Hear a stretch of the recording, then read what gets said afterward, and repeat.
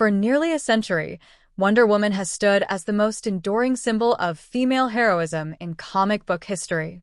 Her compassion, strength, and commitment to peace have made her a timeless icon, but every hero is defined by their enemies. Batman has the Joker, Superman has Lex Luthor, and Spider-Man has Green Goblin. Yet when it comes to Wonder Woman, most casual fans immediately point to Cheetah or Ares as her greatest nemesis. While those two have dominated modern adaptations, the truth runs deeper. Wonder Woman's true opposite, the one who challenges her ideals on a cosmic, philosophical, and emotional level, is Circe, the immortal witch who embodies the very corruption Diana strives to heal. The ancient origins of Circe. Unlike many comic villains, Circe didn't begin in the pages of DC Comics. Her roots stretch back thousands of years to Greek mythology. Known as the daughter of Helios and Perse, Circe's legend was immortalized in Homer's Odyssey, where she infamously turned Odysseus' crew into animals before ultimately helping him on his voyage home. Her mythological essence, mystery, temptation, and transformation, translated perfectly when she was introduced to comics in Wonder Woman No. 37, 1949, by Robert Kanier and Harry G. Peter. From the start, DC's Circe mirrored her mythic roots, a capricious sorceress who turned men into beasts and was ultimately exiled by the Amazons for her cruelty. But the most fascinating aspect of her debut wasn't her power, it was Wonder Woman's mercy. Rather than destroy her, Diana chose to rehabilitate Circe, a gesture that would define their dynamic for decades, the unrelenting compassion of the hero clashing against the unending malice of the witch. George Perez and the reinvention of a goddess. For much of the Silver and Bronze Ages, Circe floated through DC continuity as a wandering sorceress, sometimes facing Superman, Supergirl, or Rip Hunter.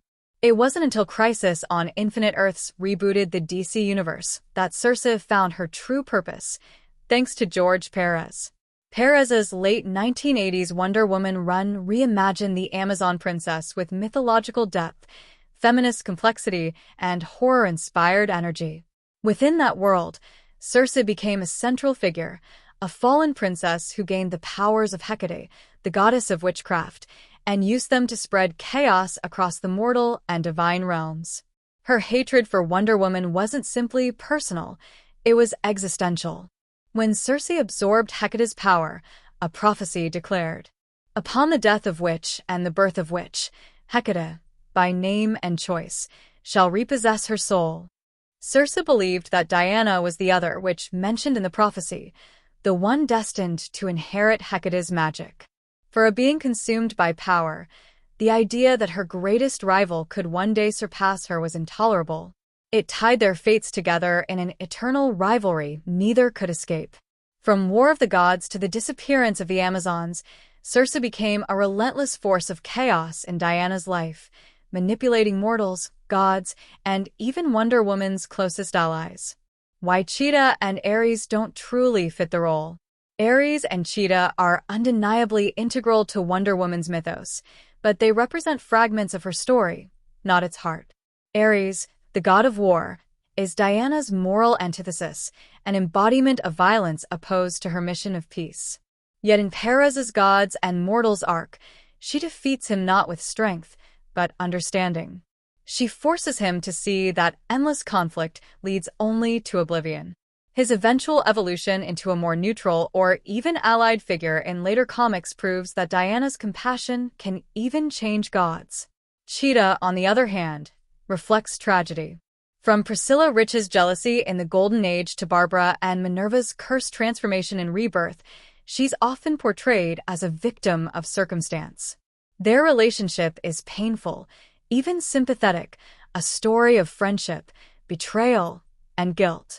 But as terrifying as Cheetah can be, she's ultimately a soul Diana wants to save, not destroy. Neither of them truly embodies evil in its purest, most seductive form. That distinction belongs solely to Circe. Circe, Wonder Woman's dark reflection. Circe isn't just another sorceress with a grudge. She's the living manifestation of temptation, the whisper that urges mortals toward chaos. Everything she does is designed to make Diana falter, to prove that peace and compassion are illusions in a world built on cruelty. What makes Circe terrifying isn't her magic, it's her insight. She understands human weakness and uses it masterfully. She's manipulated nations into war, turned friends into monsters, and even twisted Amazon history for her amusement. And through it all, she remains fascinated by Wonder Woman, by her purity, her conviction, and her refusal to bend. Yet beneath her cruelty lies complexity. Circe's love for her daughter, Lyta, reveals the faint glimmer of humanity within her. That fragile maternal instinct parallels Diana's own origins, both women defined by motherhood and creation, but separated by how they use their gifts. In that duality, Circe stands as Wonder Woman's true mirror image: creation versus corruption, love versus malice, divinity versus despair.